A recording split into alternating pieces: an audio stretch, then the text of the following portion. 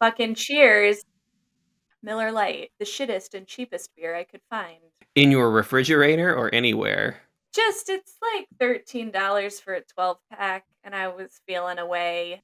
Last night I was like, this would be a good movie to talk about while getting slightly buzzed. I'm here for it. Well, I'm if you ready want to for it. go get a libation, I will hold. Is it worth it? I don't know, man. It's like 11:30 in the morning there. 11 o'clock? That's too early even for a Sunday to drink, but I am talking about Johnny Mnemonic. But I mean, here's the thing though. Isn't time just a state of mind? And isn't alcoholism our birthright? Yeah, my back hurts. I didn't put milk in my coffee this morning, so I should allow myself a different treat. Wow. Wow. That's Evan Kerna in a nutshell, ladies and germs. It's Sunday. You can put a little dash of half and half in your coffee. Evan, you know you can enjoy things all the time, right? Like, you know that's an option that's open to you. Like, you can Milk is just bad for you. yeah, There's milk too is much bad for fat. you. Go get fucking coconut creamer or fucking almond milk creamer. Look, the world is fucking hard enough. If you need to have a little drink at 11 in the morning, fuck it. You know what I'm saying? This has been Meredith's advice to the children of the world. I'm Just just go saying, have a drink. I'm not saying I'm gonna like be drunk all day. I'm having a couple beers and chatting about a movie with my brother. I'm just saying, like, we only have one life. Just enjoy it. If something is gonna make you feel better, just fucking do it. You know what I'm saying? That's my I advice. hear you. I think you're right on. Well, then, you've convinced me. It's time for a double vodka tonic. Brother, sibling. If you're hanging out with Mama Marta and you're not having at least a vodka tonic, are you even hanging out with her? The bullet whiskey was flying fast and loose last night. Well, while you're gone, I'm gonna give everybody Mama Marta's tried and true vodka tonic recipe. Oh, that's good. Yeah. All right. So to make a true Mama Marta vodka tonic, you need a few very specific ingredients. Smirnoff or Kettle One vodka, those are your only two options. Miniature Schweppes diet tonic water in the little glass bottles, squeezy lime juice in a tumbler. And we're gonna see if Evan created. Ah, Evan, wait, can we see this tumbler glass? Yes. This is one of the main. And Evan, importantly, did you use Kettle One or Smirnoff vodka? Mother asked for me to finish the Smirnoff before I started the other one. I'm drinking shitty beer. You're having a cocktail. Let's fucking talk about Johnny Mnemonic. Let's go. Welcome, friends and chosen family, to Brother Sibling Movie, a podcast where two siblings, that's us, talk about movies we love from our childhood, and some we may be discovering for the first time, centered around a different theme every season. I'm your brother, Evan Kerna. And I'm your sibling, Mare Morgan. And this week's movie is Johnny Mnemonic, the 1995 film that is the very definition of so bad, it's good. Yeah, baby. This season's theme is, of course, 90s sci-fi and fantasy films, which is a genre that Evan and I bonded over as true millennial nerds. Tell me, Mare, tell me about your connection to Johnny Mnemonic, if any. Yeah, so this is a first-time watch of this film for me, but it's not my first introduction and awareness of the short story Johnny Mnemonic, which was written by William Gibson in 1981. In art school, my dear darling friend and my ex spouse Sean did their thesis Shout out Sean. project.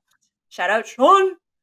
Check out their podcast, Cage Match, a roundabout way of meeting Nicolas Cage. It's very fun. Evan and I have both been guests.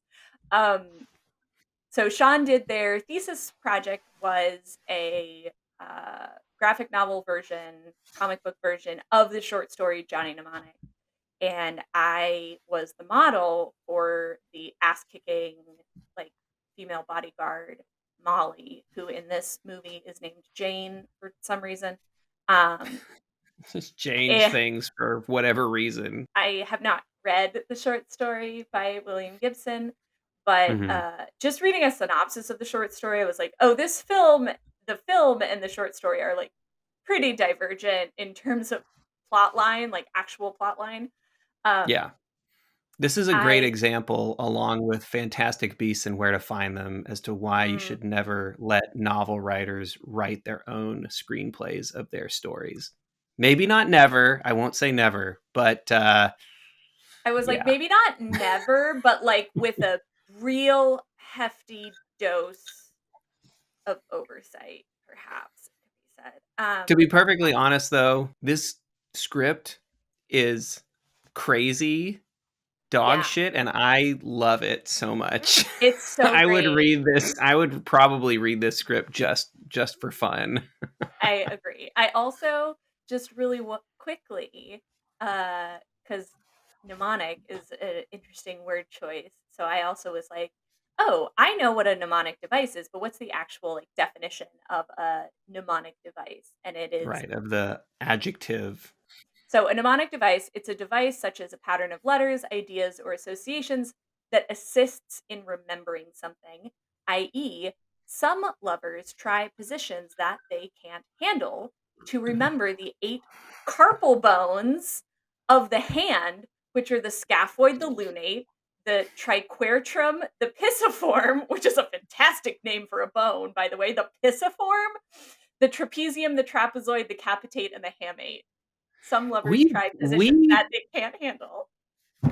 we both took lessons from the same piano teacher and both learned all cats eat all cows eat grass, and you chose some lovers try positions that they can't handle to talk about fucking carpal bones of the hand. Ah, Right good here. job. Right here in your wrist, you have 8 teeny tiny bones, and they're hard to remember because you have a lot of bones in your hands. Anyway, Mhm. that's from Grey's Anatomy, anybody, if you watch, I don't even know, season a million, episode quadrillion of that show. Well, Uh, that's good. I was worried that you were just being a pretentious anatomy nerd, but the fact that you got that from Grey's Anatomy helps the show helps makes me feel a little better. I'm gonna say a hot take. The show really went downhill when Sandra Oh left. Um, Not a big deal, but The show really went downhill in season 13. there's like motherfucking like 20 seasons of that shit or something. Ellen Pompeo, the woman that plays Meredith Grey, has like gone on Mhm. record as being like, I'm never gonna do another thing. Whenever the show is canceled, I'm done. Like I don't ever want to act again. Wow. It's like, That's fuck a yeah, girl. that's a good takeaway. Well, make your No. money and get out. Um, I don't have many associations with this movie from childhood. I remember that it existed. I remember learning about its existence probably after I had seen The Matrix. Um, I've read one William Gibson novel, Neuromancer, probably the one that everybody reads. And I like it a lot. I like that cyberpunk aesthetic. But yeah, I've never seen this movie before, had never read the short story, had no connection with it. Uh, I'm super glad because I was surprised at every turn with what they did with the material, Yep, and I was happy with every single choice. It dude. was the best. You don't see movies anymore that are in an era of, I mean, we're kind of coming to the end of the the real Marvel takeover of cinema, Yeah. and things are mostly moving to TV. But man, you don't see movies blockbuster style. I don't even know if this was, I mean, it was supposedly an action-ish movie. I have no idea if this was intended to be a blockbuster. My point is, you rarely see movies these days in the sort of Hollywood space that really surprise you at every turn. Man, I was constantly getting surprised, like, "Oh, they went that way with it. They Whoa, that did. was awesome." They fucking did, man. Um, Which is not to say, I mean, this is a very, the movie has does it follows a very action hero movie kind of progression in the broad strokes, but the choices they make for specific moments of like I Are don't want to give wild. away. They're Oh my god, I wild. don't want to give away the big reveal of like the person that they encounter at the end. We are gonna talk about Jones for a while. Um, Jones was my favorite character. It's like, yeah. Anyway, okay, I have a fun earmark it because I do have a little fun side note of where the difference is between Jones in the short story and Jones in this movie. I've got so many jokes I want to make, but it would give stuff away, so I won't I right know. now. We're gonna wait. Do you want to do the plot description from our overlords at Chat GPT? Absolutely. Let's let the gods of Chat GPT tell us what the hell is going on in this movie. I don't know, man. Whew. This is another one I would love to wing, but I know I'll take forever to get through it because it's so easy to get caught up in the fun pieces. Johnny Mnemonic is a 1995 cyberpunk thriller set in a dystopian future where information and data have become commodities, with people relying heavily on digital technology at the cost of their own health. The film stars the one and only The GOAT of one all time, dude my praise. favorite celebrity Oh, human of all time, Keanu Reeves, as Johnny, the titular Johnny Mnemonic, aka Just Johnny, a data courier who has a cybernetic implant in his brain that allows him to transport sensitive information discreetly. Although I will say, ChatGPT, that there is nothing discreet about how Johnny handles himself in this movie. at However, all. at all, his implant's limited storage capacity poses a risk when he's given an enormous, life threatening data load to deliver of 320 gigabytes. 320 gigs, y'all. His That was so funny. okay, okay, can He's we like, just wait? my brain can carry 80 gigs, but I doubled the capacity to 160. Oh no, they're going to double it again to 320 I was like I gigabytes. was like, This movie my was made in dude, 1995. that's like not even an iPhone. Yeah, What? you can store so much more. This is You 2021. I That was was like cool. It was 2021. this film is set in 2021. We'll Yeah. talk a little bit more about that. Okay, sorry, back to the insane description. Johnny's task quickly spirals out of control as he's pursued by powerful corporate entities and criminal syndicates, aka the Yakuza, The which is fucking just Yakuza! everywhere, each trying to recover the valuable information he carries. As he races against time, he faces physical dangers and contemplates the personal toll of his enhanced yet compromised body and mind. Teaming up with a skilled fighter named Jane, played by Dina Meyer, who is the chick Is in Dragonheart. okay, we're gonna talk I was about that like, oh shit. my god. We're gonna talk about Fuck that shit. yeah. That was awesome. I was like, oh my god, connecting tissue. Yes.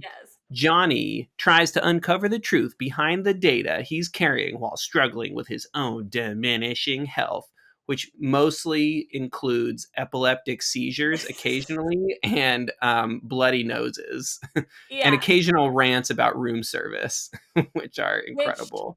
are amazing.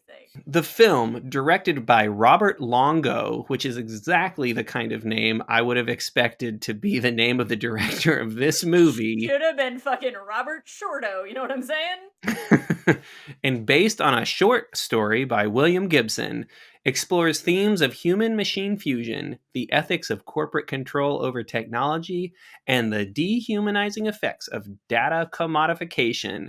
Wow, that is a real what's the word I'm looking for? Heightening of the themes of this movie, Yes, it because is. although it received mixed reviews for its storytelling and special effects, I take issue with that. These special effects are incredible. I also fucking take issue with that. Shut your fucking mouth, Chat GPT, about the Yeah, you don't know fucking what you're talking you don't about, know what the robot fuck you're talking. overlord. Johnny Mnemonic has since become a cult classic for its portrayal of cyberpunk aesthetics and early commentary on the digital age. Bum bum Man, bum bum. And ChatGPT. We're back to human shit. we are Okay, back to human shit. I'm not a robot. not a robot. Before we get into that, hang tight, guys. Some ASMR. You can also listen to me. Hey there.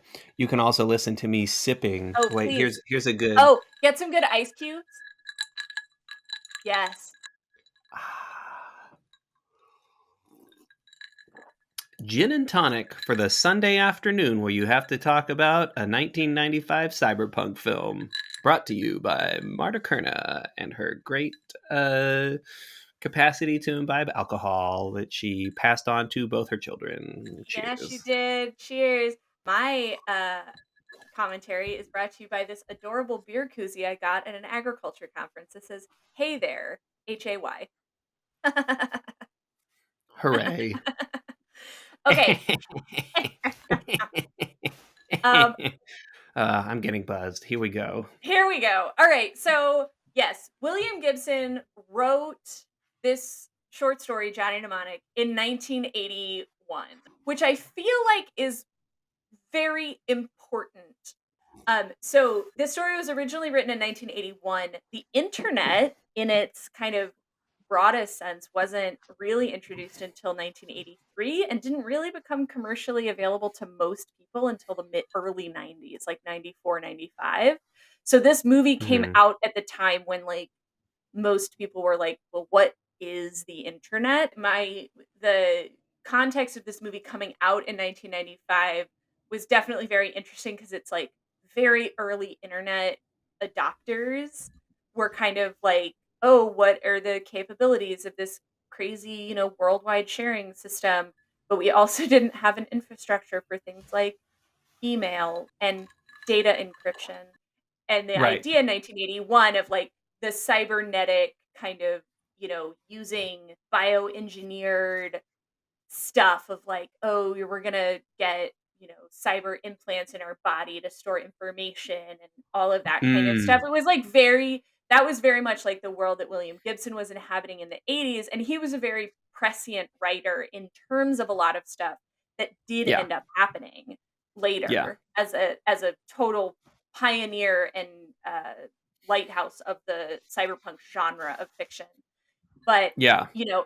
it's very funny to watch it now in the year 2024 when this film is quote unquote set in 2021. And I was like, oh, there are Mhm. some things that you did totally get right. And then there's some other stuff that was like, we don't use faxes anymore.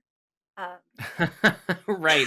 I love the idea that, like, punching in a number and faxing things remained is was somehow, but, like, how could you peak. possibly How could you imagine. possibly do that? How could you not have a dial up internet connection? Insanity.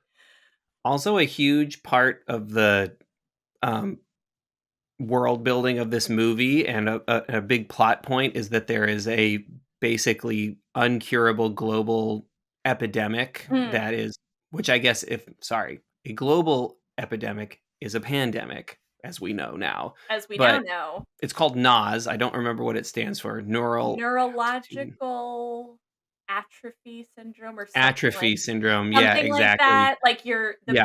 the neurons in your brain start to atrophy, which causes you to, Mhm. like, shake and convulse, and it's bad. Totally, which is just, I mean, and it is first represented in China, in Beijing coming, and it was like, wow, this is actually fucking weird to be, like, set in 2021 and have a giant global pandemic that is ravaging the population and have just seeing people. Again, the opening of this movie takes place in Beijing, so there's a bunch of Chinese people in masks fighting basically riot police as they Mhm. protest.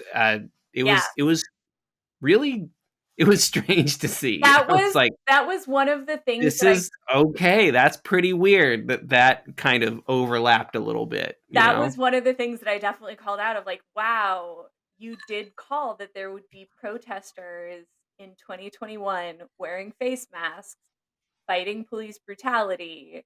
Mhm. During a global pandemic, Yeah. you did not call email. Right.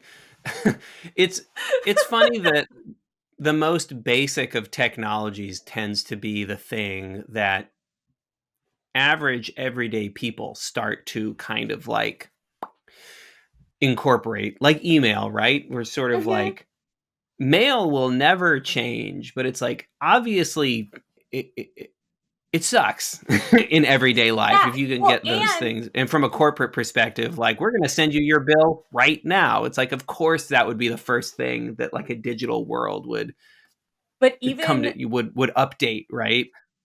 but even there's this one of my favorite, uh, lines, which is, I mean, of Almost Famous is a great movie. I'm sure we're gonna do it in a, like, coming of age season at some point, but there's this line where the guy at Rolling Stones is like, "We have this crazy new technology. It's called a fax. It only takes 17 minutes a page." Which, like, yeah, when you look at it in, like, 5 to 7 days to 17 minutes, that's massive, but 95% of my job that I get paid for is emails, and there are people that are Hmm. like, I am talking to on the phone as I am writing Hmm. them an email, and then I'll hit Yeah. send, and I'm like, "Great, it just sent it to you," and they're like, "It's not here yet." I'm like, "I don't know what to tell you. I don't know This what is to a tell you." really this was a great point that got made that got made to me back in when I was in college.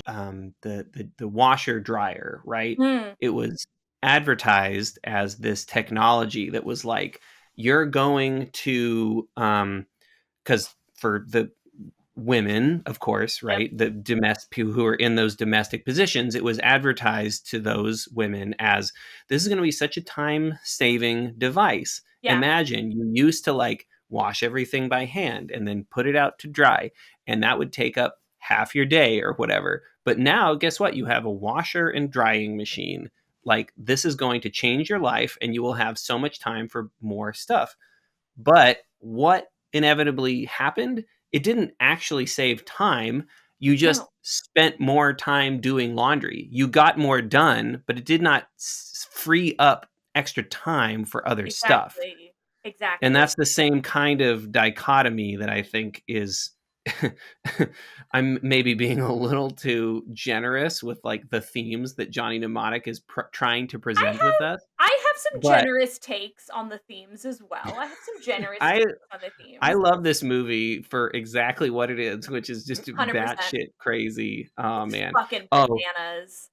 my other point was just to taking it way back 10 minutes ago when we were talking about the internet. It was like, because yeah, I remember when the internet came into our home.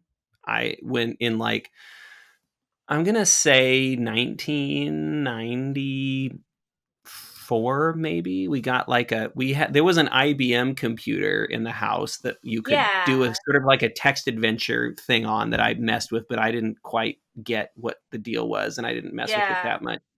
But we got a Mac OS, a big old Mac computer, and some friend of the family who knew tech stuff came in and installed the computer and hooked us up to the internet. And he was like, "This is the internet." And I remember being like, "What is the internet?" And learning what it was when I yep. was probably about 8 or something like that. I feel like 9 maybe. yeah.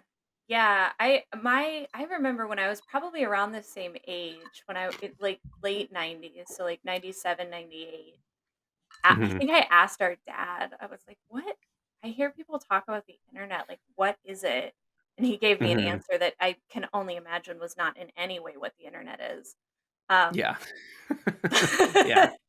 but It's it like a was just big spider web where everybody talks to it's one another. crazy. But yeah, it was we are, as I said in our intro, like, Evan and I are true millennials, born in 1987 and 1990 respectively. I've Uh, I've I've always thought that like to me the thing that differentiates us from any other generation is we are the last generation to recall a time before the internet was a common thing. mm, Like I just explained, I remember having to have the internet explained to me.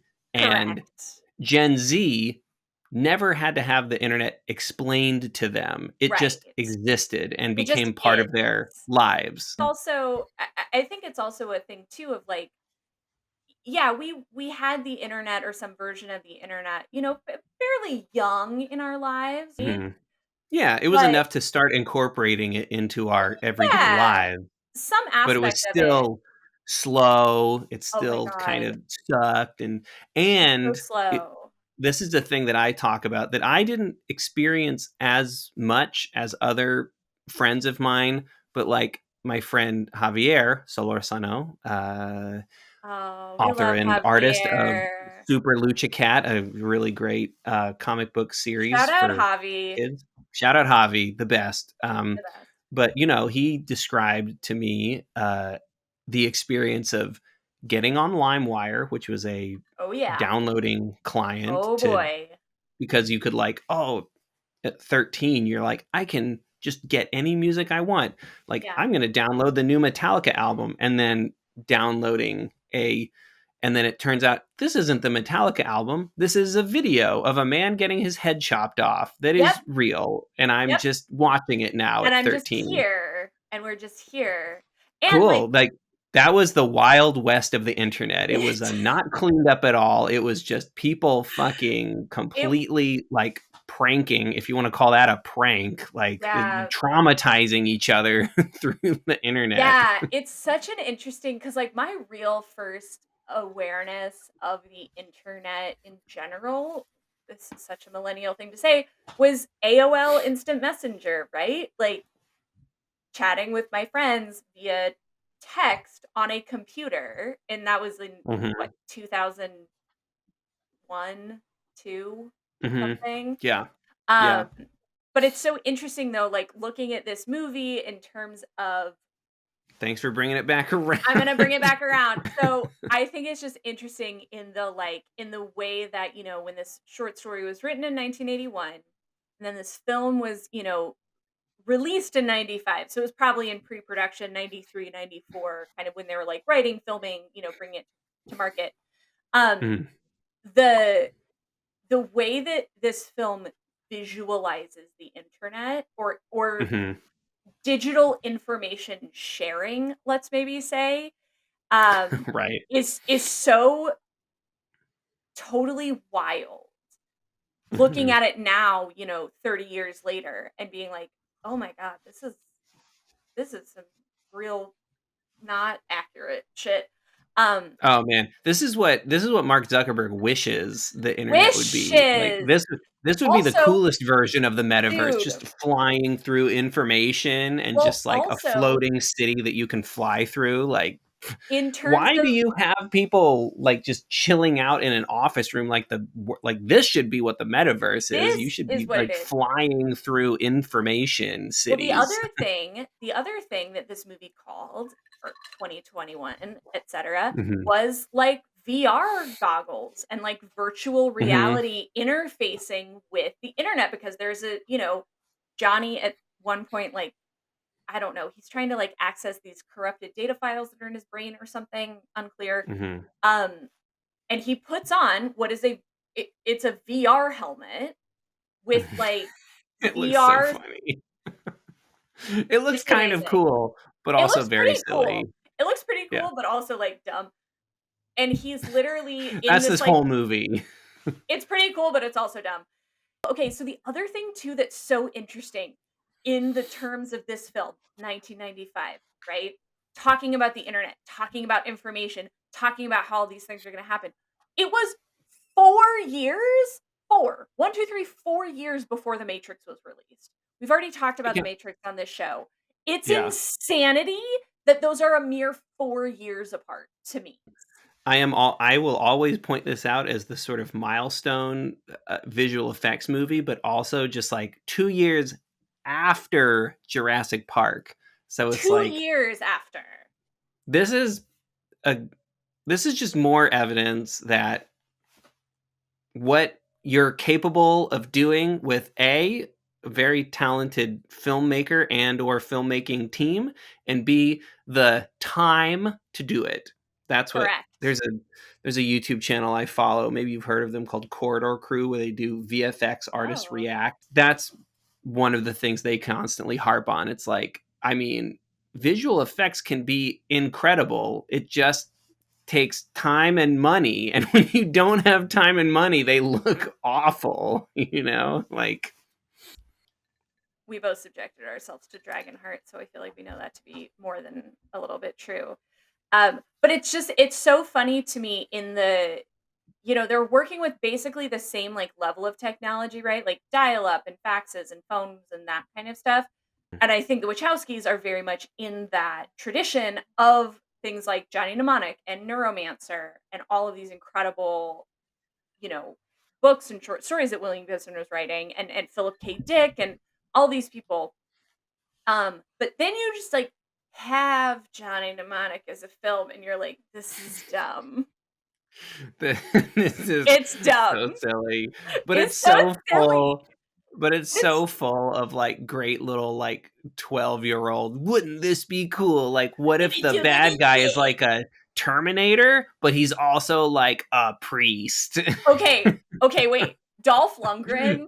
Okay, Yeah, Dolph Lundgren plays this fucking wild card of a character in this who's like a priest assassin. And so yeah, he's all like, come to me for Jesus advice, but also I'm a murderer. And I was like, ah, yes, killing in the name of Jesus, a tale as old as time.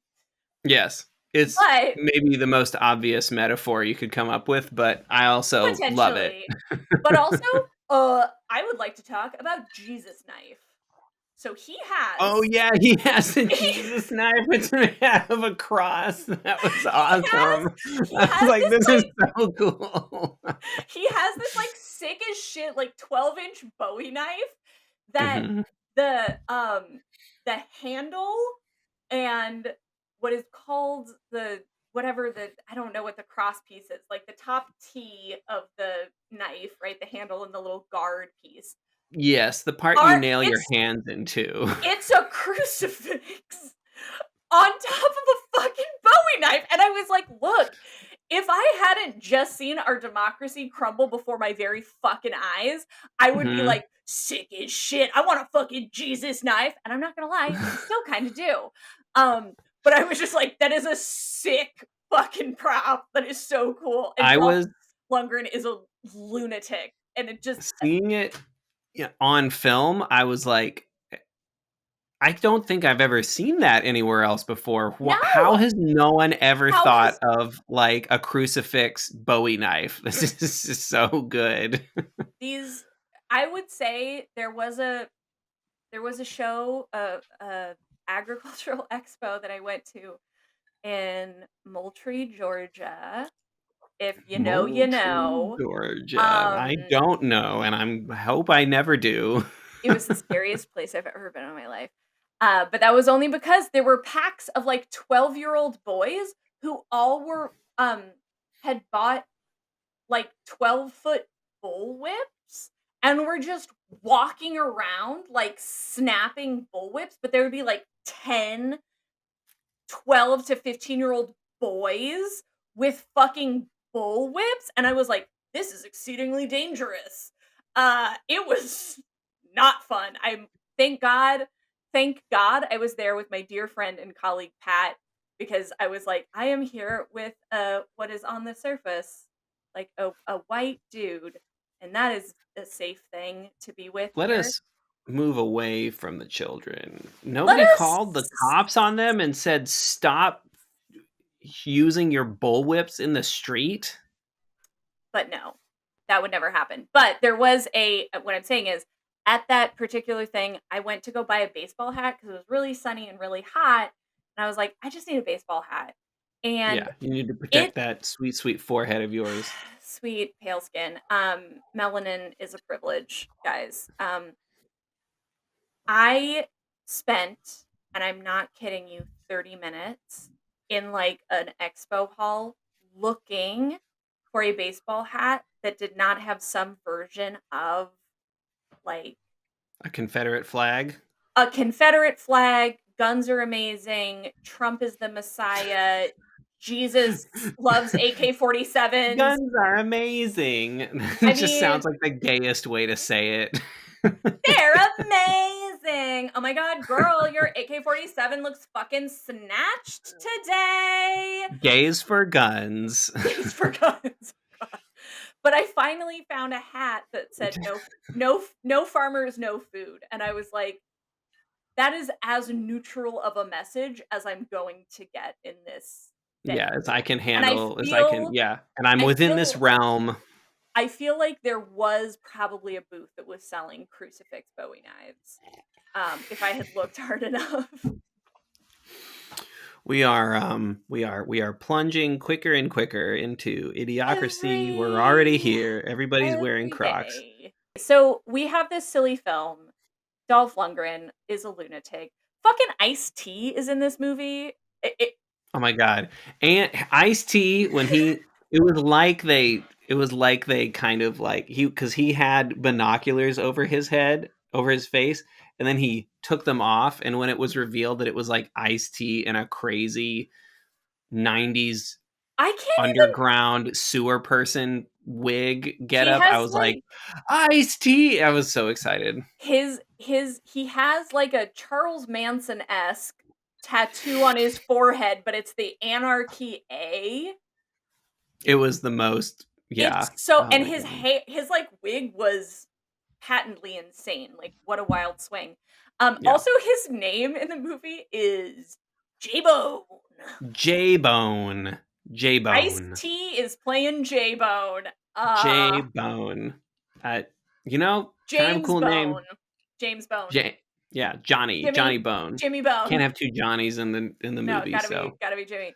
Yeah, he Also, was in Henry Rollins plays the Flesh Doctor, which is pretty cool. I was like, Henry Henry Rollins. Rollins is in this? What the Dude, fuck? Henry Rollins, Punk's favorite son, he They was were just in really this. trying to He get was their punk doing creds in for sure. he 100%, 100%. And what was the other also Dina Myers, who played the flat character of redheaded chick in Dragonheart that we ragged on a couple weeks ago, Hmm. also played the equally flat, quote unquote, ass kicking bodyguard character of Jane. And I was like, man, you suck. I blame the writers of these I blame movies the because there writers. are I because blame the there are writers. there are times when she outperforms Keanu Reeves, in my opinion. Not to cast Yeah, aspersions on Keanu Reeves, but she we kind of love like him. plays it plays it cool where he goes big, which I'm sure was a director's Can note, we but wait? Can we talk about a few of the moments where Keanu oh Reeves my goes god. big? Because This movie is full of you were texting me last night, and I literally was like, "Save it for the pod." oh my god, there are so many good lines in this movie. Yeah, female bodyguard. What's her name? June? Well, her name in the movie is Jane. Jane. Jane. That's right, Jane. Jane is like they're having a heart to heart moment, and Jane is like, "Do you?" They're discussing their family histories, and she's like, "So you have parents or whatever?" No, she goes, And "You got parents and stuff." yeah, you got parents and stuff. To which Keanu Reeves replies, "You got parents and stuff." Oh my God. I laughed so hard. It was, "You got parents and stuff." I was like, Jesus, Keanu, take it down several notches. you the first line is stupid, and the second line repeated in an angry tone is even more stupid. You got parents and stuff. Um yeah, It's that line is incredible. There's also, I'm trying to recall all the great moments. There's also a great moment where this is a very tiny thing where the Yakuza or whoever are after Johnny Mnemonic are like following him, mhm. and they're like about to encounter the sewer people, and they're Oh like yeah. running down this little alleyway, and it's been quiet for like a few seconds, and like the first sound you hear is this somebody going like these these choices are so crazy. They're I so love it. crazy. And like at one point, Johnny they're like, it's kind of in the tail end of the third act of the film, and this whole movie, Oh, the Johnny. tail end when the movie becomes an episode of Reboot. Yes.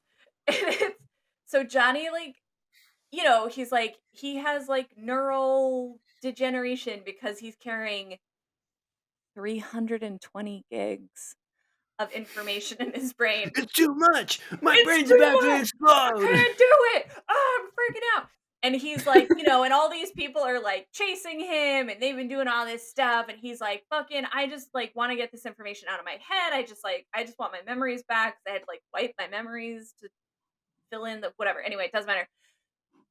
Johnny has this fucking amazing anger monologue when he's like Oh yeah. standing on top of like a pile of like trash and fucked up cars and all this stuff. And Johnny just goes on this fucking unhinged rant that I want room service. I service. It was like I was watching it and I was like, at the one hand, I was like, I feel this. Like, I feel this so deeply in my soul of like, I want room service too, I Johnny. I also want room service. I also want a $10,000 a night hooker. I also want to be a Yeah, sex I want a worker. $10,000 a night hooker. He ends the whole thing with, I want dry cleaning like they have at the Imperial Hotel Hell. in Tokyo. I know. And I was like, oh, sadness, Keanu. And it really like Uh, it's an insane rant. And like, look, the heart of it is like, I don't wanna be this errand boy. I don't wanna, like, be worried about my life and whatever. I just want a simple life full of the good things, right? Which I was like, I totally get that. But the packaging they put that in was fucking bananas. they also didn't really set up that he cares about any of that stuff. No, Besides the scene not at the even a very little. beginning where he's like in a hotel with a chick that we never see again. We're No, like, not I even a guess like, little. oh, another part I would want to talk about is when he first encounters his like connection for the information exchange and he Ralphie? talks to him on the video film. Yeah. Ralphie. He refers to he says the name Ralphie like 8 million times. A What's the billion. problem, Ralphie? Ralphie, what are you doing? I told you, Ralphie, I Come on, can't do it. It It's Says hilarious. Ralphie over and over. Like, are you It's 8 years old? so funny. It's so funny. And Uh, like, and I I would laughed so hard watching this movie. I there's also this one point where where like something happens to something happens to Johnny. He like is having a like freak out because of the iPhone's worth of storage that's in his head. And The he SD card's worth of storage. SD card. Um, and she says, "Oh, you're fucked up severe. Not you're Oh fucked yeah, that was a not good. Not you're fucked up severely or you're severely fucked up. You're fucked up severe." And I was like, I kind of love that actually. That's a I great, thought I thought yeah, that was kind of a cool attempt at future slang. It was like just a little, just take the weird. adverb, Just a just take little it out of weird. the adverb section and make it. Yeah, it was, and I would say that look, in my recollection of Sean talking to me about the short story, which is all that I have because I haven't read it, is that like the character Molly, who's this female bodyguard, so she has been in the story, has been bio upgraded, engineered, whatever, and she has razor blade nails. Oh, And she sick. yeah, it's sick as shit. And she also has this like I think she has some like eye thing, but basically she is an unrepentant badass and Hmm. fucks people up non-stop. Like she is one of the main like driving forces of badassery in the short story. She's this Yeah. absolute ass kicker. Hmm. In the film, they were like she punches people sometimes. Yeah. And oh, also sometimes she has epileptic seizures. A, because she has electrical implants in her arm that don't work, and B, because she has the horrible epidemic Well, I think virus that is so killing the everyone. connection between the 2 is that, like, so there's this thing, the neural atrophy syndrome something, and the Yes, let's get into talking about the plot of this oh, movie. yeah, sorry, do you wanna talk about the plot of this film? Um, so Uh, it's this whole thing, like, this is actually, like, the driving force of the film, right?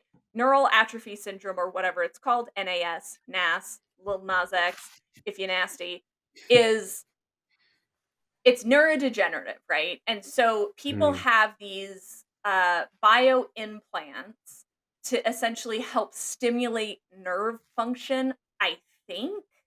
Question That mark? would make sense. But Yeah, I they can see that. like degenerate and they don't work either. And then you like get taken over by this thing, this virus thing, degenerative disease.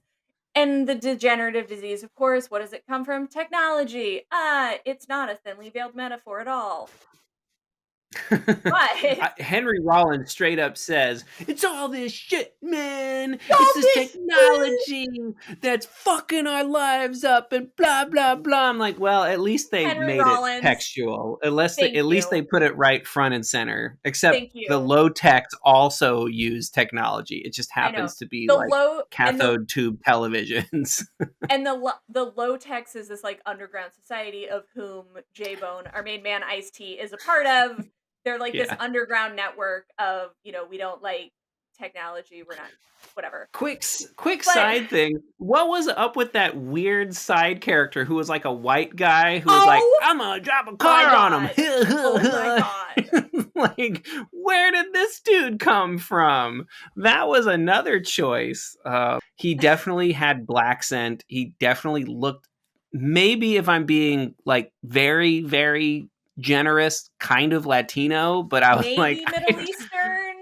this is very this is like funny in how comic it is, but also I don't like it. I No, don't feel comfortable watching what this guy's doing, it but it was a was full on like black scent from a white presenting person, and it was yeah, but very also just weird. and the character's very incompetent. He's like, "Oh, it's a friend down there. Let's drop an exploding car on."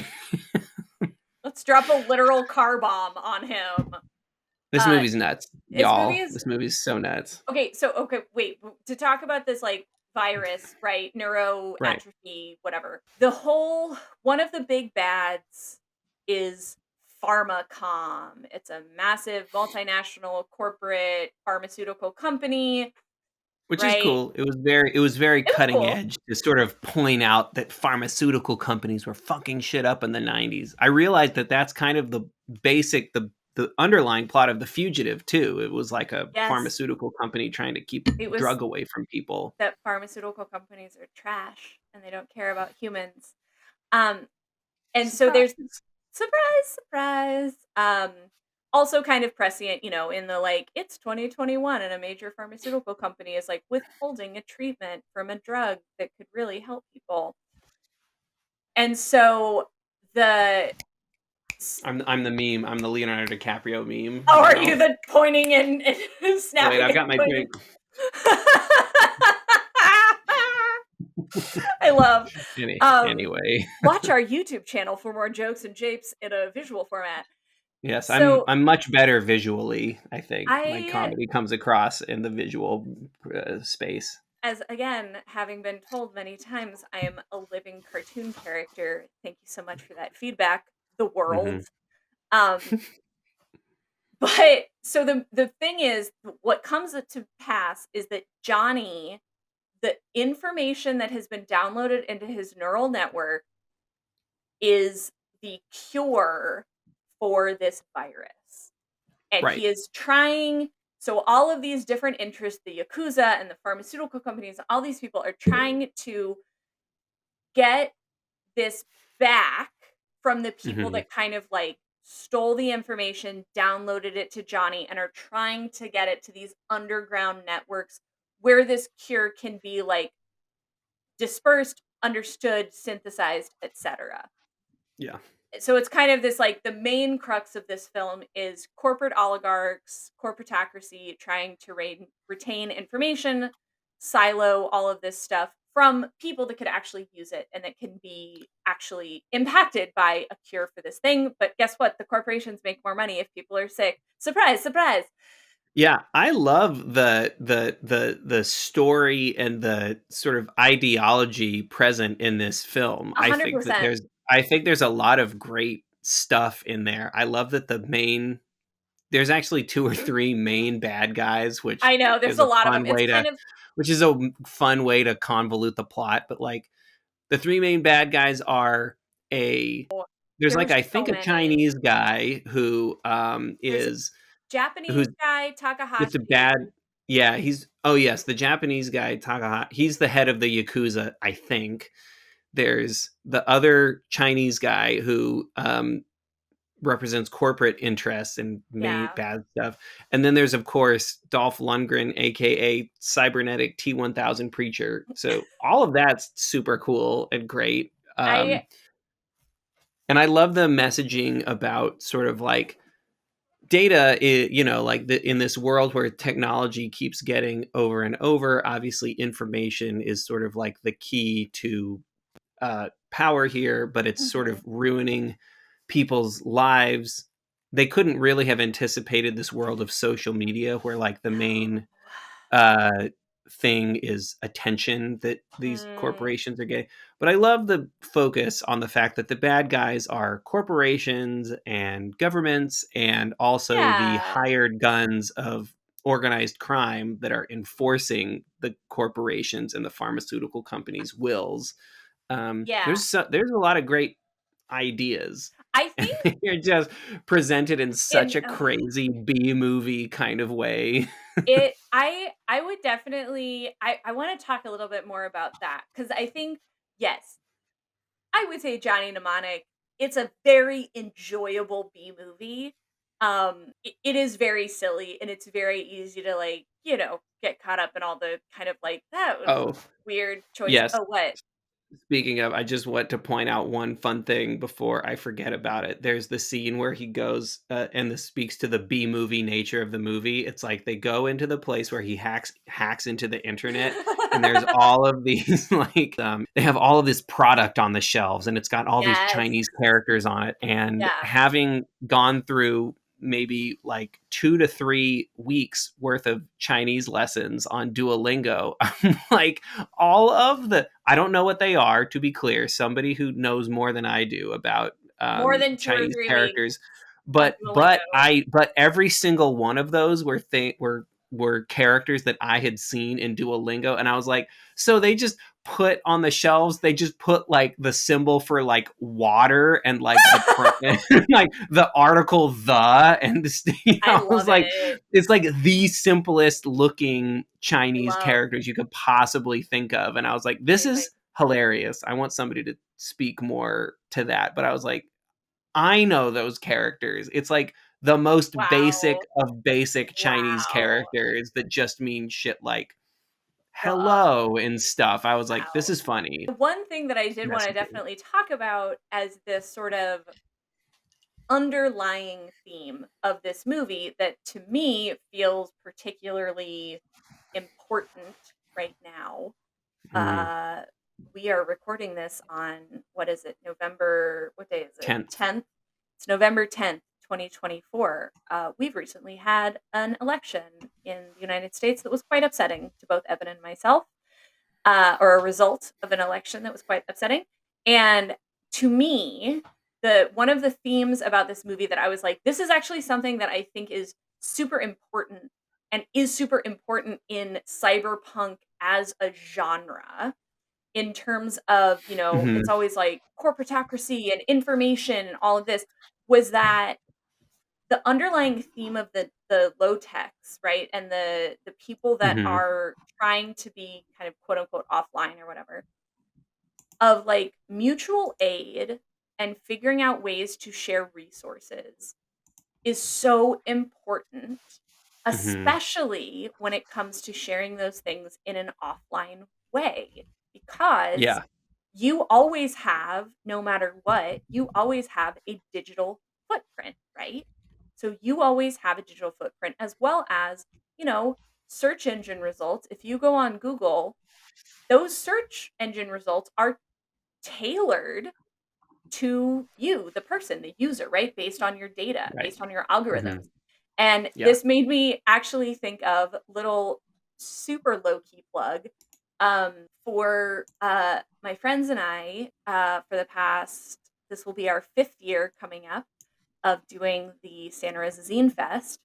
And one of the main things that we love about zines and those kinds of communities is the ability to share resources, really important, critical resources about like what are your resources if you're an immigrant and ICE comes to your door?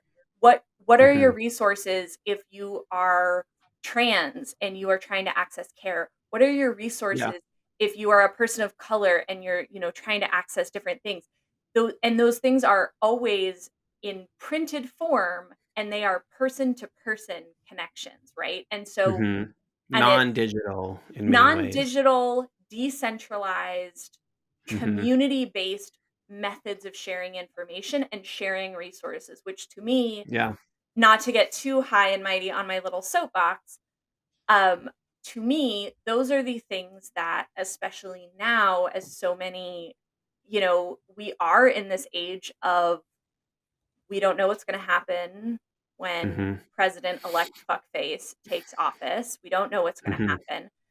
Yeah. Um, But when these things like digital footprints could potentially have a really negative impact on people in terms of their like physical safety and what they can do and all of that stuff, of where building those person to person connective community networks is so vital and is so important, and like those are the roots that ground marginalized communities. Those are the roots that ground people who are opposed to oppressive systems. That in person network, that in person ability to share information offline is so critical and is so important. Um, Hmm. and I, and that was one of the things where I was like, yes, mutual aid. Like that was the theme I took away from Johnny Mnemonic was like mutual aid is important and key, and we need to have these underground networks of care. And Um, it also speaks to, the importance of art from being made from all eras of this was Absolutely. made at a different time when Yeah. it might not have been as prescient or interesting, but there are lots of things that we can learn from the past.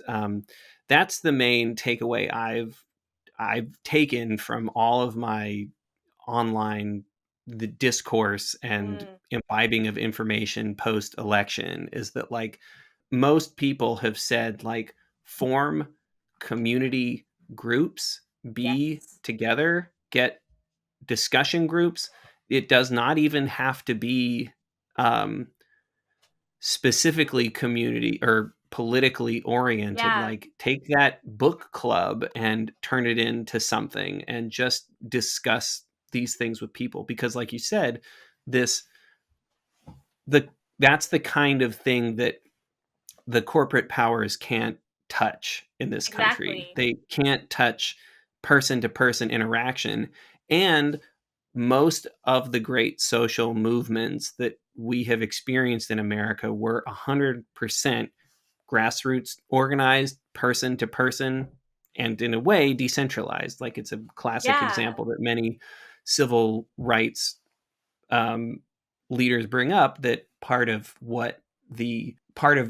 Martin Luther King Jr. was a great man, but part of elevating him into a great man and a messianic figure is to detract and take away the support and evidence that his the movement of the civil rights was not all him. It was built No. on the backs of hundreds, thousands of people who put the work in and organized and took time off of their everyday lives and made sacrifices to change things. And like that's the important thing to take away, is that like Yeah. people are people's organizing power is what changes things in democratic societies. It's It not is. Voting is still important, but that's the power that we have at the most basic level. Getting together in community and finding ways to alter the fabric of your individual local arena, and Yeah, then and hopefully that grows into bigger things. absolutely, and that can, and those you're so right, and, like, my friends and I here in Richmond have been talking a lot about, even pre-election, talking a lot about, like, community building, and my Hmm. friends that I organize the Santa Rosa Zine Fest with, we talk a lot about community building and how that is I love the term grassroots in terms of organizing because, just, like, to me as a massive plant nerd, I'm like, "Yeah, because grassroots, grass as a root structure." Nerd. I Hmm. know, but, like, stick with me on this. They are thick and they are interconnected and they create a impenetrable force of, like, root mat that is fucking hard to get rid of. It's Hmm. hard to get rid of grass because like, the entire root structure is just like, "Nah, fuck you. We're not going anywhere. We're cute." Hmm. And that's what our communities right now, especially in this moment, need to be, even if they're not politically action oriented, like working in a community garden, volunteering at a library, putting yourself out, like you said, like being in that Yeah, book get into group those institutions that actually help people.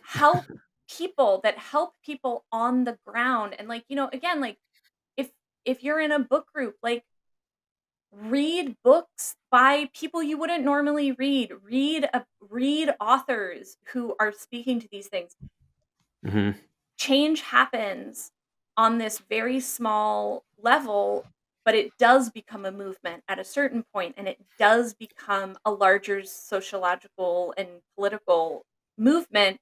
But again, Hmm. like with the civil rights movement, with the gay rights movement of the 70s, like none of these things happened because somebody at the top was saying we need to change this. It was all people coming together and being like, this is fucked actually, and we Yeah. demand our rights. And I think that, again, just to bring it back to Johnny Mnemonic, of like this silly B movie that is easy to kind of write off, has Hmm. this underlying theme of people are who help people.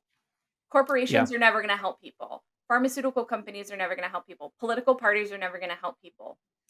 Yeah. People are gonna help people, and that is really important, and that was really, like, what hit me about this film.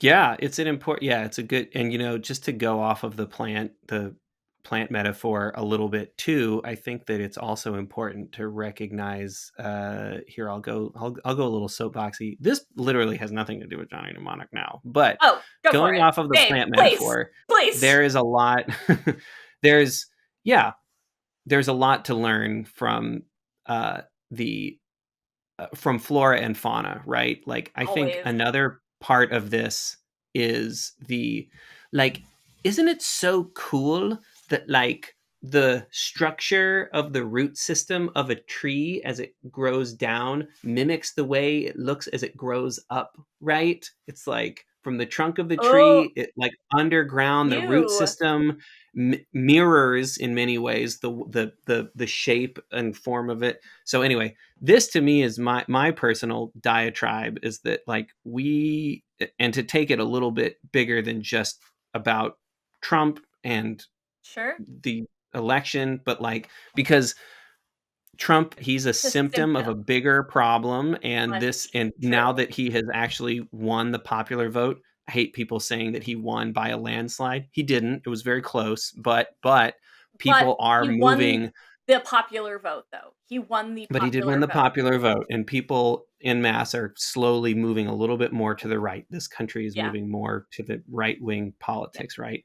And I think that, uh, like a tree, I think that part of the big project of people here is, because we can get into community, right? And we Mhm. can want to change the world, but we also need to kind of also come to this reckoning of, like, recognizing our own sort of, if you want to call it, spiritual or self-growth path. Like, Yeah. we all have to be doing our, like, shadow work now. We have to be diving into that sort of deep rooted stuff of, like, what are our hangups, what are our things, because that is what makes you actually grow, the roots getting deeper make the tree grow larger, right? And we need to get into that mind space of like, I need to get right with myself so that and take care of myself so that I can actually Absolutely. come to my communities and my spaces and give my best self and give the most work. And in that way, because like I think especially as white people, it's easy for us to think like I will be the savior here, and that's like No, not the way to think that about it, is a right? Like bad way to go about it. right. It's And but I think black, white, Hispanic, queer, etc., everybody, it's a time to be reckoning with our own selves and to kind yeah, of grow spiritually as a people. Again, you don't have to call it spiritual if you don't want, but like do the self work to reflect and understand the world that you're really living in and to kind yeah, of come up with this self knowledge that helps you be a better person in the spaces where you can really make change, because yeah, when you're cool with yourself, you can really be cool with other people. And I think that is what is going on with these GOP people and the incels. Like they have not, they unfortunately, I mean, whatever. I would like to talk to a person and try to get my head in that space to be like, but I suspect that there's a lot of people who have yeah, navel gazed for too long and who haven't done the insightful work of trying to understand themselves to a deeper arena, because when you yeah, don't understand yourself, you find it very hard to understand other people. yeah, and Anyway, you're also that has nothing to do with Johnny Mnemonic, but that's no, my little but soapbox. also, I mean, just going off of that a little bit again, like taking it still farther away from the film that we're supposed to be making jokes about. Fuck it, man. Times are tough. Shit's Times crazy. are tough. I wanna talk to my sibling about this. It's also like what you're saying about the tree roots, Hmm. it's also this sort of, metaphysical kind of, uh, quote unquote, like, magical thinking idea of as above, so below, Hmm. right? Of where you need to be able to see all the sides of something, and you need to be able to see, like, well, here's what it is on the surface, but then here's what it is underneath. And Hmm. having all of that understanding, and I think that also goes into a sense of political activism in terms of you cannot just, it is very hard to only exclusively exist in this sense of political outrage and turmoil and we're going to fix it. You need to Hmm. you need to fill that other side of it with loving community and people and things that, like, quote unquote, like, fill your cup so that you Yeah. can go out and organize and protest and create community in a really meaningful way. And also, let me just tell y'all, if you're organizing, if you're, it doesn't matter what you're doing. I don't care if it's like planning a book group, having a like bird watcher community, politically organizing, doesn't matter. The most important thing, have a to-do list, set a date, hold people accountable, make sure they show up. That's it. That's all you need to do. If you're talking about the thing and this is any if you're talking about a creative project that you want to do, if you're talking about a political thing you want to do, if you're talking about anything project oriented with other people because other people make the world amazing and terrible, but mostly amazing, set a date, Humans are hold complicated. people Yeah. accountable, set a date, hold people accountable, make a plan, make it happen. That's how these things work. That's how these things organize, right? Like people all had to show up at the same time during the civil rights movement to do a sit-in at a whites only diner. They had to show up at the same time and they did it again and again and again. And if you keep showing up and you Hmm. keep setting that time and you keep dialing into your community, that's when magic shit happens. That's when the Yeah. magic Make it a happens. habit. Habits are Yes, very powerful. I say make habits it are a very habit. powerful. It becomes even more useful when you just have a time Yep. like 10 a.m. on Sundays to record a Like podcast. 1 p.m. on Sundays when I record a podcast with my literal favorite person on this planet, and it's amazing. Um, Yeah. That's I good stuff. We can have I'm the so conversations and contribute to conversation. We're contribute not in an a Adam way. Conover, but it's Look, still a um, contribution. excuse me, 5 people listened to us in the past week, so one of them was probably me. Let's Sorry. talk about Jones. Oh my god, I wanna talk about Jones. Okay, Jones is the most important character in this entire fucking film. Who is He Jones, was you in the ask? Navy. Okay, Jones was in the Navy. Jones is a fucking code breaker. Jones is gonna make sure that Johnny can get the fucking information out of his head into the mainframe, Mhm. into figuring it out. Jones, he's the fucking low tech savior. He knows all the things. It's fucking Yeah. Jones. This here's Who is Jones? uh Jones is a dolphin. Yes! Yes! Like, Oh my god! when the reveal is so good, they're like, "I'm taking you to Jones." Okay, for context, honestly, this whole movie is like our two main characters, the cybernetic punk bodyguard lady and Johnny Mnemonic, kind of just getting shepherded between different people who have new sets of information to Yes. keep the story moving forward. So it's like, you have to see um Allcomb, you have to see Spider, and you got to talk to Bentley or whatever the fuck their names Whoever. are. It's on and on. So, And then so finally it's like yeah, Jones will fix it. Jones was in the Jones Navy.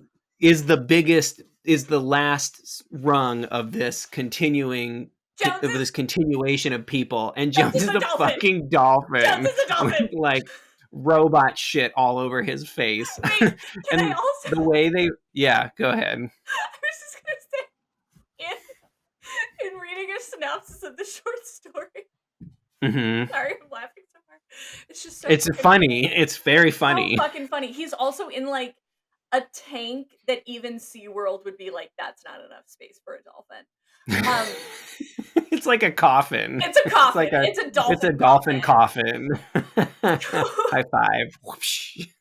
Okay, Uh, so in the uh, story, in the short story, part of the way that they're able to get Jones to work for them is that since he was a Navy experiment, the Navy addicted him to heroin. And what? so now Jones the cybernetic dolphin, is also a heroin addict, and Molly gives him a shitload of heroin in order to get. And they didn't put that in the movie? These That makes me cowards! very mad. These fucking Cowards. cowards! Coward. Yeah, I feel like Werner Herzog on the set of The Mandalorian when they were So like, true. we're gonna shoot some scenes without the puppet Baby Yoda just for safety, and just being like, you men are cowards. You are not cowards, you do not believe Give in the your dolphin God. heroin. He's The a fucking dolphin needs heroin. this fucking heroin addict. He's a dolphin. That's incredible. I had no idea. That's awesome. Oh, isn't that it is the best. And so Jones also is like the hero at the end of the day because he is able to like decode all the information in Johnny's brain and all of his stuff. Yeah. But he's a dolphin. He's a So dolphin in a Jones, coffin's amount of water. A full there's size porpoise. to me there's three important things about Jones. One, it seems like he and J Bone are best friends from what I can tell. um Two, he who I'm assuming is a he since their name is Jones, but whatever. Jones is a Jo- super. Can I just, as a non-binary person who has like 1,000 friends, names like Kai and Kale and question mark, comma, Mhm, ampersand. right. Jones is a super non-binary name. Really? Okay. 10 Maybe out I of will 10. refer to Jones as 10 out of 10. It hits every mark that you need. Is it a last names are good for that. And there is the word Joan, typically a female name, included in there, although not spelled the same, and Jones, which is, I don't know, sounds yeah, masculine in sure. some ways. So anyway, It's fat. great. It's masculine, it's feminine, it's a choose your own adventure of Let's call dolphin let's of call dolphin gender. let's call Dolphin Jones non-binary just for I'm shits and giggles. canonically in my heart and in my head, in my heart and my Mhm. head, Jones the dolphin, non-binary. Doesn't give a fuck.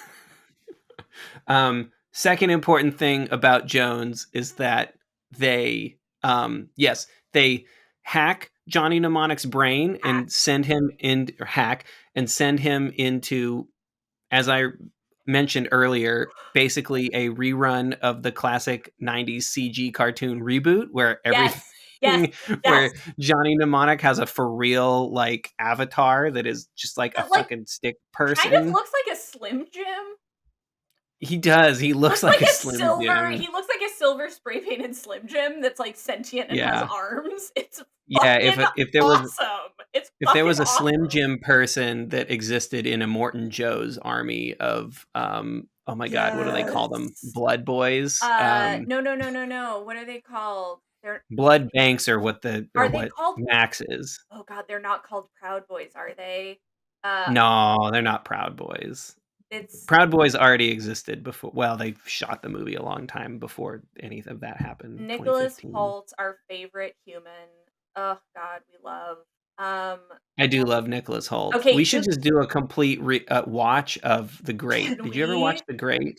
oh my god, I would love to do an entire season on The Great. Evan, just talk just the entire season is The Great because it is one of the greatest The television Great is a shows. very aptly named show. So, are you looking up what I'm Immortan Joe's army yes. of shiny and chrome boys are called? I can't believe I can't remember I this. can't I love remember that it movie so much. either. Oh my I feel god. like it's War something boys, Boys. right? War War Boys. boys. They're the Duh, the War most Boys. obvious. That's Duh. right. Oh, and then the little Jesus. ones are the war pups. Are the War So good. What was I saying about Jonesy? So about Jonesy Jones? takes Slim Jim Jones. Johnny Mnemonic Jones, on his not Jonesy. Jones. Jonesy is the Oh, cat right. and Sorry. alien. Jones. That's right. Damn it. So that's great. The Fucking maybe nerd. the third and best thing about Jones is that they're um, they kill the T1000 preacher Preacher? Yes. by getting their sonic location, echolocation uh, chirps to be amplified Yep. by a Yep. thing, Yep. and By like a it dish? Yep. burns Yep. the assassin preacher to death with his fucking echolocation vibrations. Which Fuck I was yeah, like, bro. this movie keeps making choices I never would have seen coming. It that Incredible. that was the at the last it's in the last like 10 or 15 minutes of the movie Yeah. when like Dolph Lundgren like death preacher like comes in and is killing people and stuff and they like aim this like dish sonic locator dish at his character and he just like evaporates question mark and the effects are trash. Let's just be very clear. That effect I think is there's some great stuff in here, but yeah, that no, one was no. pretty I funny. think I think there are a lot of other great effects in this movie that I'm totally like, I'm in it. It's 1995. Let's fucking go. I'm here for it. That Yeah. effect, I was like, that's bad. Okay, That you kind of warbled the screen around. It was like in Wayne's World when they go like flashback, but like just on one little section of the screen. it was so bad and it's so funny. It's so Jones. First of all, if we could have an entire film about Jones's life, I would I love want to that. know how he got there with the low How techs okay, and how was Jones captured by the Navy? What kinds of I want to experiments were done on Jones? Why are they addicted to heroin? Why I want to know how about their struggle with heroin I addiction wanna know about now. their deep and intense struggle with heroin addiction and Yeah, their, it's like like half Nelson but with a dolphin. oh my god, yes. I wanna know about, like, what kind of things they had implanted in their brain. I want to know how they became friends with J-Bone and all of the low techs. I wanna know what their day-to-day life is like. Do you just wake up in that coffin of water every day? That's fucking depressing, Jones. Are Um, you vampire dolphin? we don't know. Jones opens up a plethora of questions that we'll never have answers to, and that is the true narrative fallacy of this film.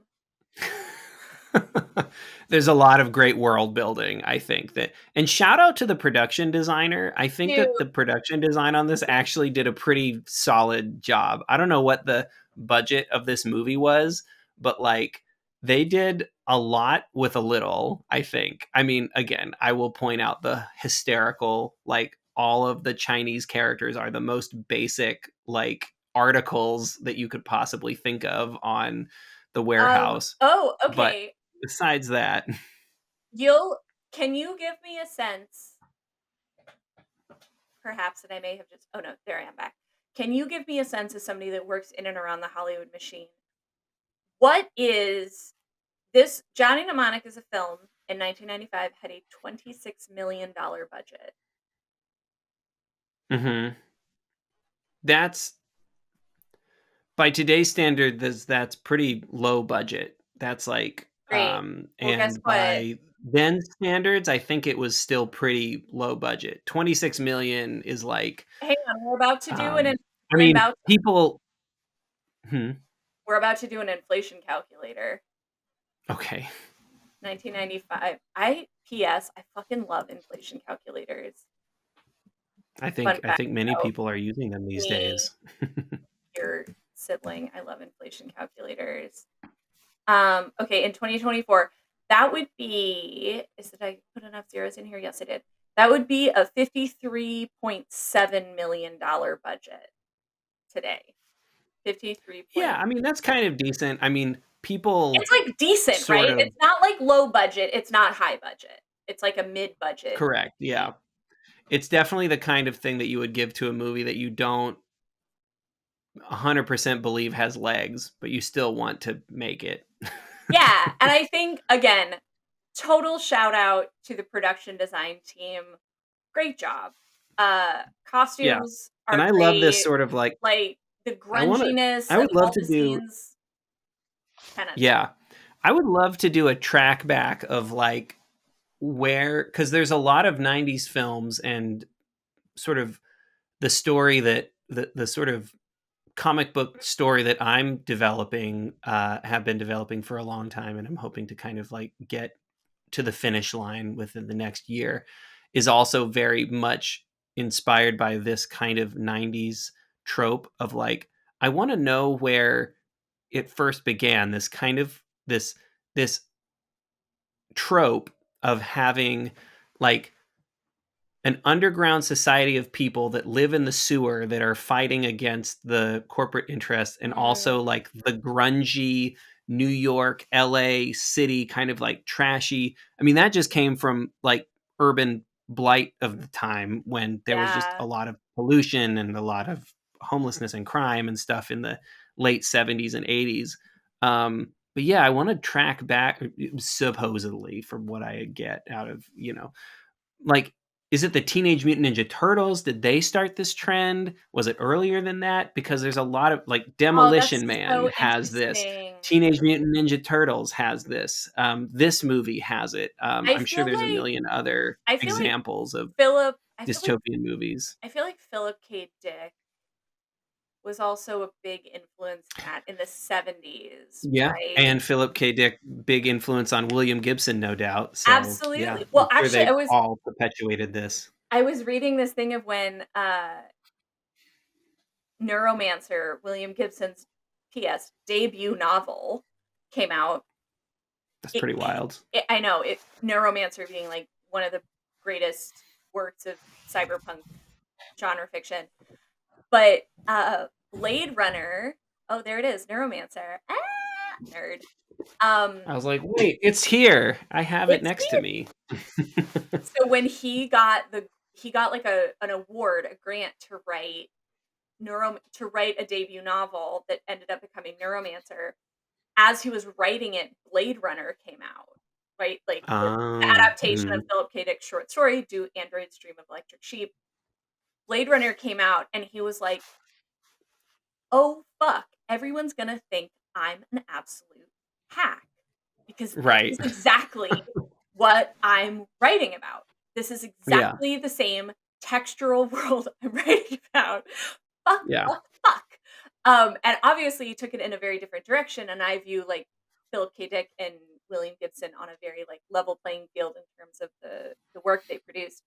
Um, Yeah. but yeah, I don't know. It's a I mean, I think it's a tale as old as time, man. When when an overarching oppressive oligarchy comes into play, there's folks underground doing crazy shit. Whether that's in Although I did like the slight variation on this one where they don't go underground, they actually they go up build into a place called heaven. They're like, we're going to take over the old, what is it, the Brooklyn Bridge, I'm something assuming. like that, They just yeah. they just take over an old bridge and are like, we're building our city in this. So I thought that was kind of a I know. cool. William Gibson actually wrote a series of novels, I think it's a trilogy, that are called The Bridges, that's set in a dystopian future in the Bay Area, and it Mhm. talks about the Bay Bridge, the Golden Gate Bridge, and the Richmond Yeah. Bridge, and all Oh, of and, okay. like, these societies form on the bridges. Oh, so he's got a little bit of It's a very bridge cool. fetish. We've been talking about so many of these many things. Do you have any, like, final thoughts, final takeaways? I feel like I got all of the things that I wanted to talk about in this film. What are my thoughts and takeaways of Johnny Mnemonic? We didn't even really get into this too much, but this is clearly a very apt precursor to what the Matrix would be. There Oh are my many god. things Yes. about it that Yeah. clearly either inspired the Matrix, like the opening scene makes it very clear, and I started to reorient my uh takeaways of the movie that like, oh, this is an anime. Like Yes! Oh my I god. need to watch this movie like it's an anime. And as soon Yes. as I did that, I was like, I fucking love everything about this movie. Exactly. Yeah. Even the little, like, flashes of The bad animation, dialogue. the Yeah. bad dialogue, the crazy over the top reactions, the, like, wonky, Mhm. it was very, like, this is an anime, and we're gonna have the same thought caliber as this is an anime. I think, unfortunately, William Gibson is somebody that often, as an author, uh, can suffer from the thing that a lot of really incredible authors suffer from. Frank Herbert comes to mind, with the exception of the most recent Dune films, of like having really deeply layered, complex, interwoven stories that are telling these really massive, important things. And people are like, but it talk about the spaceships. And you're like, no, incorrect. It's more than just the spaceships. It's more Yes. than that. And I think William Gibson is somebody, that like, yeah, is Johnny Mnemonic like a perfect encapsulation of William Gibson as a writer? No. And There's much better things. it's highly enjoyable as a film, especially if you're just like, fuck yeah, it's 1995. I want to see Keanu Reeves splayed out in a bed shirtless in the opening scene. What is up? Uh, Yeah, you know what? Here's my real takeaway of Johnny Mnemonic. It is the perfect drinking game movie oh my god. Yes. because the more buzzed slash drunk you get, the better The the movie will better. be, and the more things you will find to laugh at. But you will also have very potentially stimulating conversations about the ideas presented, and you will get to laugh about the way those ideas are presented. I love that. I fucking love that. Well, Yeah, guess what? I mean, my thoughts and takeaways is yes, fuck the corporatocracy and pharmaceutical companies, and also just like enjoy a little sci-fi romp with Johnny yeah. Mnemonic. Guess what that makes it time for, Evan? Tambok na siksi. Tambok na siksi. Vibe check. It's time for a vibe check. Um, So, for folks who may be listening for the very first time, we do not rate movies on a star system or number system. We base them off of two things and two things only, and that is, how is the story? How are the vibes? That's fucking it. That's all Evan, you need. how is the story? How are the vibes? Idea wise, great story. Execution wise, awful story. Vibes, 100%. Love these vibes. I could live in this vibe forever. Oh my god, I could not agree with you more. I was like, vibes, awesome. Vibes are great. Top tier vibes. Story, trash. Kind of not good. Uh like theory of the story, awesome. Execution, subpar. So I think we are in, But that's also what makes it great. The but that's execution, also, more than half of the fun of watching this movie. it's so, so true. Yes, we talked about this is the definition of a movie that's so bad it's good. And I think the reason that it still is good, even in all of those like weird bad moments, are the vibes. The vibes are fucking paramount. They're awesome. It keeps moving, this It, movie never lets up, and I appreciate that. yes, It's kinetic it's in chaotic. its badness. Um, and this is a film where I'm like, I don't necessarily care if the story is great. The vibes are so top tier. I'm in. I'm all in on the I'm vibes. all I'm all in on vibes. Fuck it. I'm just gonna say fuck it, and I'm all in on vibes, The which I love. Jommini Majama Vibeonomics. Jommini Mnomena. That's what Evan and I have been calling this movie as we've been talking about it the last few weeks. Is Jommini Mnomena. Is it Which, Jommini or Jamomini? Jamomini Menomina. I mean, either way, I think is fine. It's honestly probably going to be what the title of this episode is. Jommini Jamomini Menomena. Jommini Menomena. And that encapsulates the greatness of this movie in all the It great does. in all the ways you could possibly think of. It does. And so with that, we've done our vibe check. We've done our thoughts and takeaways. Let's wrap this bitch up. Let's wrap it up. You can find us on all social media platforms that are slowly or perhaps not so slowly killing our democracy at Brother Sibling Movie. That includes Instagram and YouTube. Please follow us on Spotify if you Mm-hmm. would be so kind. It means a lot to us if you follow. You can also comment on our episodes. Talk You to can us. also talk to us. You can also email us your thoughts, takeaways, suggestions for films or season themes at brothersiblingmovie@gmail.com. I'm just realizing now I probably should check that inbox. Yeah, let's um, see if people said anything. Let's see if our I 5 don't. followers. We're probably being generous. I'm not even sure it's 5. It's probably more in the 2, 1, I think 0 I range. think it's 5. I think we have 5 Oh, subscribers, one of whom okay. is me, 2 of One whom is really you, so 3 of whom 3 of whom is our mommy. So oh I man. don't know who the 2 Two, wild cards are, two but great thank you. listeners. Thank you. Yeah. 2 amazing listeners. Thank you so much. We really appreciate you. We do it for you. We do it for you. Yeah. And yeah, let's see here. You can find Evan on all the socials and all the things at Art of Evan K. It's the letter K, all That's one word. me. Hmm. You can Go to find my me on, website, artofevank.com, and check me out on Letterboxd, Evan Kerna. yes. You can find me on Instagram. Oh, Evan, Sorry. stop. Sasanak. Claire. Clear ice Sassenach. You cannot do it. You can't do it, You're my Claire. fucking way, Bairn. I love What you, you doing about Sassenach. the Bairn? Whew, thank The shit. you. This episode sponsored by Gin and Tonic. Thank you. Yes, it is. Tell us where Sponsored we by. can find you on Instagram, Mare. Oh, you can find me on Instagram at Lon underscore. Wait, what is it? Lon Daddy lives. It's Lon Daddy lives here, and it has underscores between the words.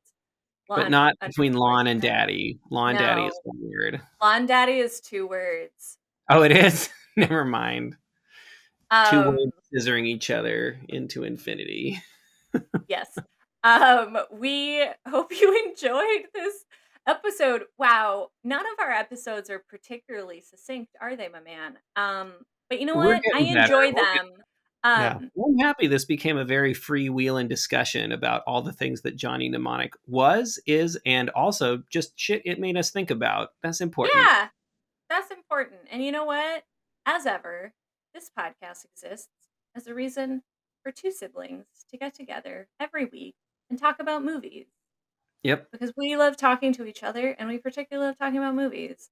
Mm-hmm. So, tell you what, everybody, be good to yourselves out there. Take care of yourselves. Watch a Mhm. movie with your sibling. Call your Yeah. sibling. Watch a movie Give with them your a sibling. call. Give Say them a hi. Pat them call. on the back if they're around you. Say hi. Say Mhm. hello. They're pretty cool. All right. Well, I love you. I love you Thanks for too. chatting. And we love you, We love listeners. you, listeners. Stay safe. Stay sane. Stay cool. Get drunk. Yeah. On gin and tonic. On the gin and tonic.